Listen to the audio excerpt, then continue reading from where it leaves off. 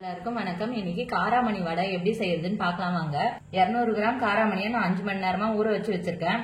ஒரு பெரிய வெங்காயம் பொடியா கட் பண்ணது, 3 பச்சை மிளகாய் பொடியா கட் பண்ணது, 10 பல் பூண்டு தட்டி வச்சது, கொஞ்சம் கருவேப்பிலை, ஒரு துண்டு இஞ்சியை பொடியா கட் பண்ணி வச்சிருக்கேன். 1/2 டீஸ்பூன் அளவுக்கு சோம்பு சேர்த்துக்கலாம். தேவையான அளவுக்கு சால்ட் சேர்த்துக்கலாம். இப்ப காராமணியில இருக்க தண்ணியெல்லாம் வடிச்சிட்டு மிக்ஸி ஜார்ல போட்டு அரைச்சி எடுத்துக்கலாம். இந்த அளவுக்கு கொரகொரப்பா அரைச்சதை ஒரு பாத்திரத்துக்கு மாத்திக்கலாம். 1/2 ஸ்பூன் அளவுக்கு சோம்பு சேர்த்துக்கலாம். தேவையான அளவுக்கு சால்ட் சேர்த்துக்கலாம்.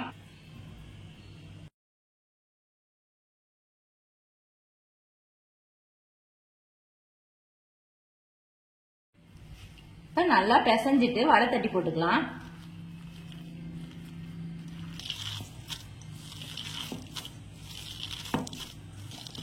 எண்ணெயை நான் மிதமான சூட்ல வச்சிருக்கேன்.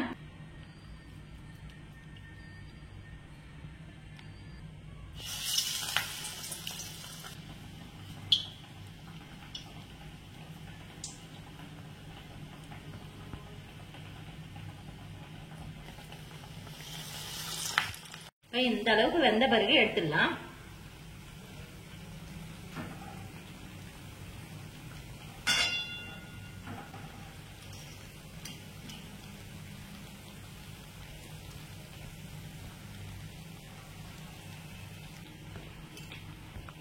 கடலைப்பருப்பு வடையோட நல்லா மொறுமொறுப்பாவே இருக்கும். இந்த காராமணி மசால் வடையை நீங்களும் செஞ்சு பாருங்க. செஞ்சு பார்த்துட்டு எப்படி இருந்துச்சுன்னு சொல்லுங்க. லைக் பண்ணுங்க, ஷேர் பண்ணுங்க, கமெண்ட் பண்ணுங்க, சப்ஸ்கிரைப் பண்ணுங்க.